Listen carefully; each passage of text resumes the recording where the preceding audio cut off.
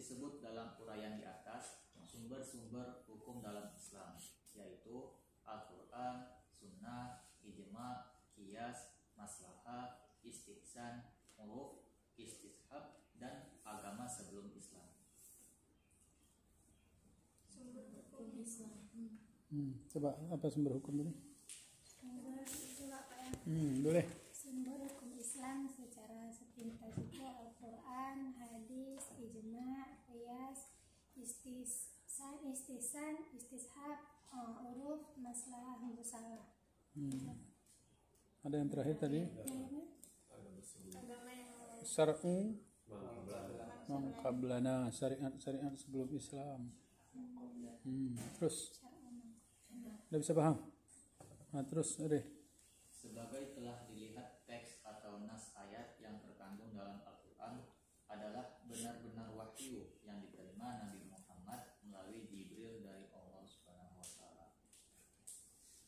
Sungguh pun teks itu betul-betul wahyu dari Tuhan, itu tidak mencegah timbulnya perbedaan pendapat tentang ketentuan hukum yang diambil dari ayat-ayat ahkam tertentu. Hal itu timbul karena arti yang dikandung teks ayat tidak selamanya bersifat qat'i atau positif dan tegas.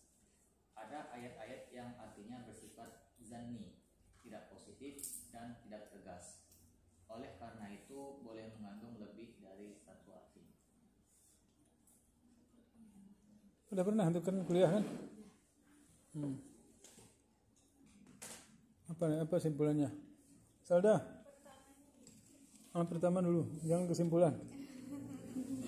yang awalnya apa? Kayak Sebagai telah dilihat,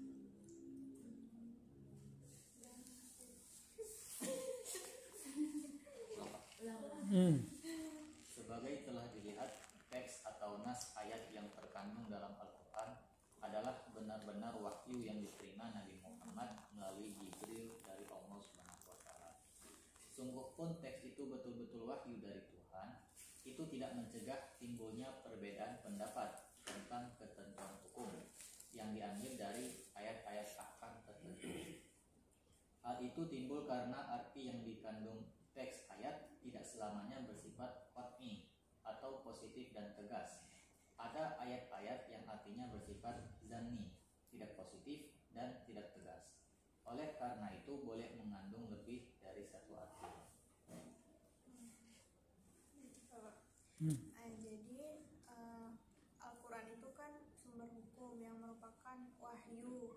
Namun mungkin saja terjadi perbedaan pendapat karena ayat-ayat Al-Quran itu tidak selamanya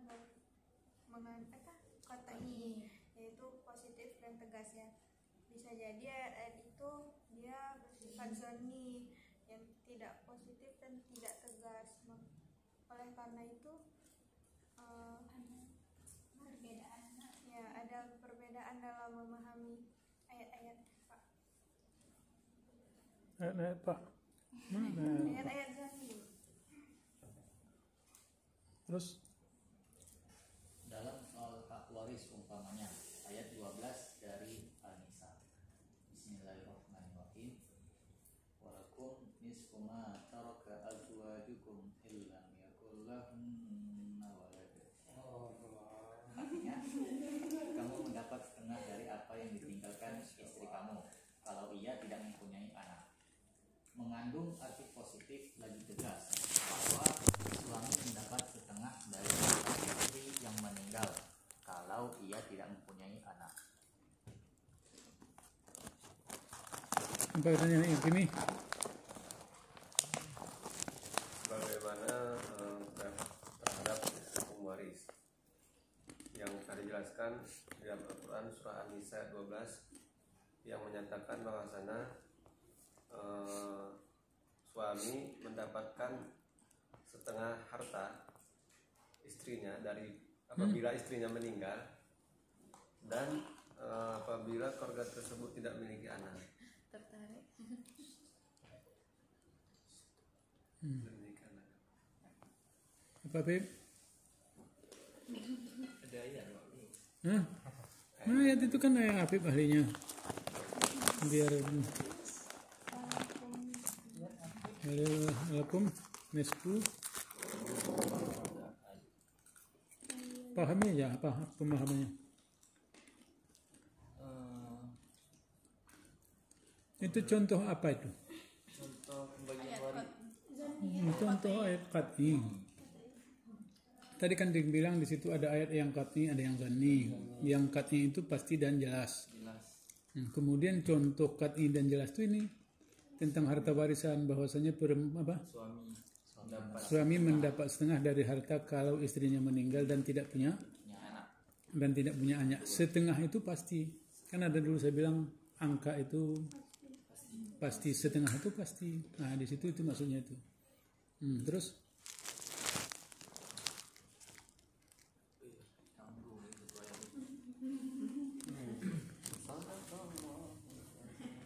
dalam soal hukum mengenai perzinahan, umpamanya lagi ayat 4 dari An-Nur. Orang yang menuduh wanita baik berbuat zina, kemudian tidak sanggup mendatangkan 4 saksi, deralah ia 80 kali. Dengan secara positif dan tegas mengatakan bahwa penuduh yang tak dapat mendatangkan 4 orang saksi didera 80 kali sebagai hukuman atas tuduhannya itu. coba. Jadi contoh yang kedua dari ayat pertama tadi di dalam surah An-Nur ayat 4, ada seseorang yang menuduh wanita baik-baik itu berzina, maka ia harus mendatangkan 4 orang saksi. Kalau misalnya dia nggak sanggup mendatangkan 4 orang saksi, maka dia harus didera sebanyak 80 kali secara pasti, Pak. Apa arti pasti? Apa arti qat'i? Tidak bisa diubah. Nggak bisa lebih. 80 nggak bisa lebih, nggak bisa kurang. Yang apa? Di yang dilayar itu kan Hah? yang dicambuk tuh, yang dicambuk tuh Itu qat'i. Itu pingsan ketika prosesnya. Misalnya baru 50 udah pingsan ya. Itu tetap dilanjutkan atau tunggu dia sadar? Ya sebenarnya hukumnya karena ketika qat'i umpamanya nggak sempurna 80, lalu dia ada sakit, menurut dokter ya harus sembuh dulu, ketika sembuh ulang lagi karena dia harus qat'i. Itu tadi kan umpamanya dia 40, ketika dia 40 kan belum selesai kan, nanti ulang lagi. Jangan nanti campur sehari ini sekali, besok 2 kali sampai 80 hari kan. Itu enggak qat'i namanya. Berarti lampau 80 cambukan itu yaitu harus tetap sadar. Sadar. Kemudian di situ harus diingat. Yang pertama, kemudian di ujung ayat itu nanti dia itu kan orang yang tidak sanggup menghadirkan 4 orang saksi. Sedangkan dia menuduh orang. Umpamanya menuduh seseorang melakukan zina. Ketika dia menuduh nggak sanggup buktikan. Udah kan? Nggak sanggup menghadirkan 4 orang saksi, tapi dia mengatakan bahwasanya itu kejadian itu betul. Maka dia dicambuk 80 kali. 80 kali dan kesaksiannya sampai kapanpun nggak diterima lagi. Dia tidak boleh jadi saksi untuk proses apapun selama-lamanya. Itu artinya qat'i dari situ. Walaupun kesaksian dia itu benar, Pak. Walaupun kesaksian yang dia sampaikan itu benar, tapi Kalau benar umpamanya dia tidak ada dicambuk. walaupun nggak ada saksi, Pak, 4 orang. Nggak boleh. Nggak mungkin benar kalau nggak ada saksi.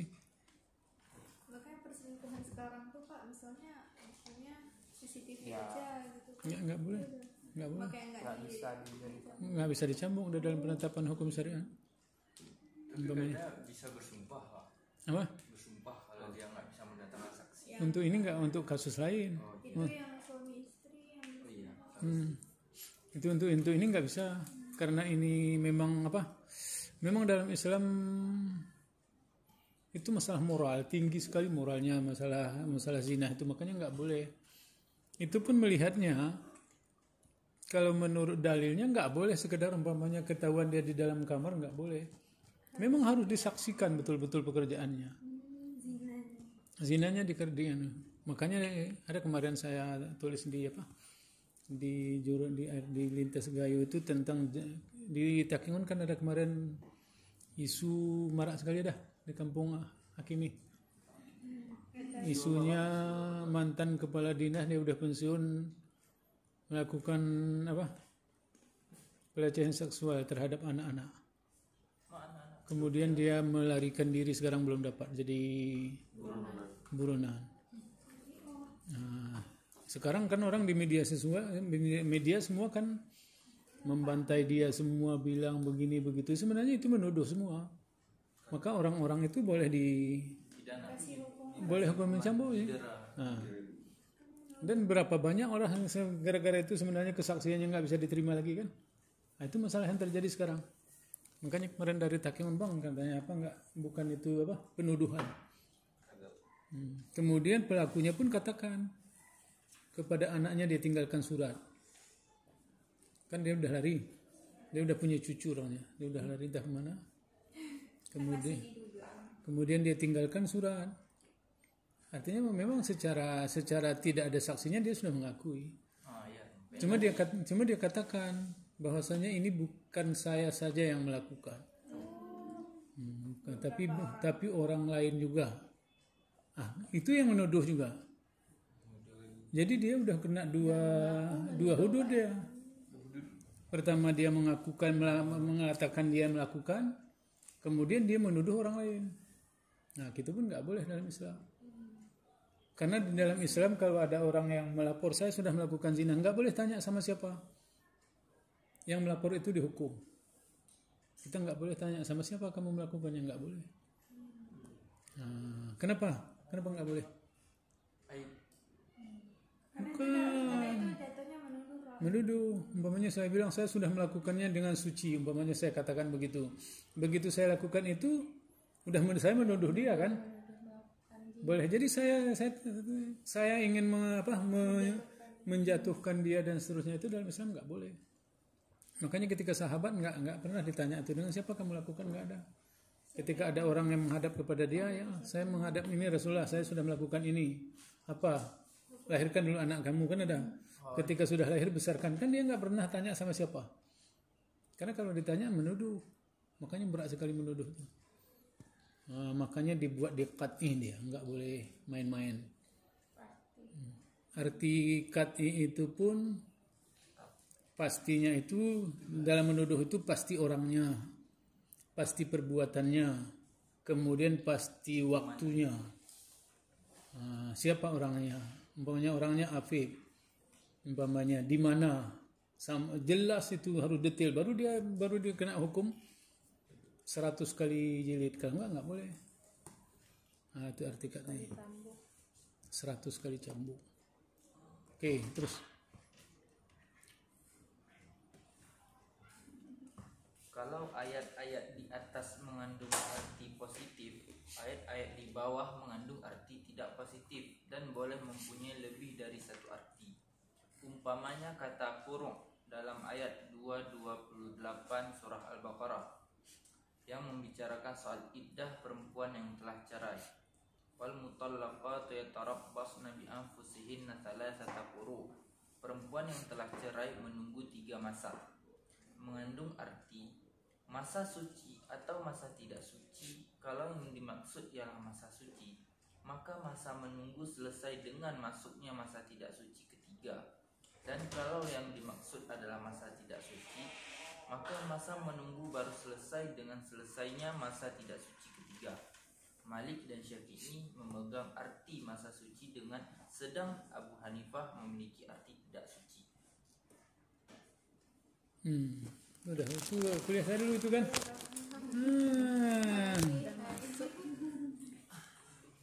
Apa katanya Wan?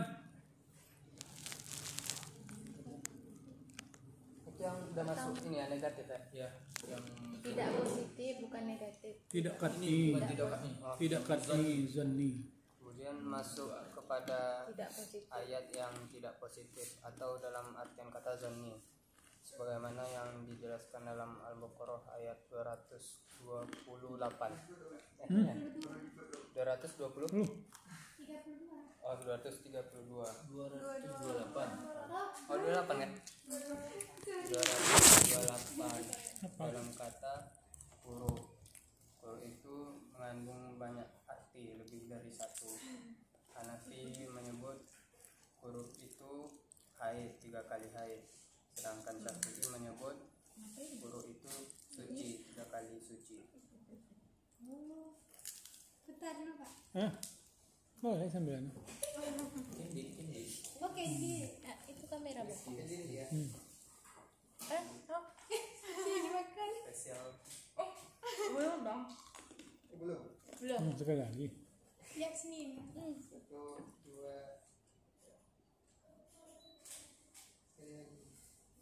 1.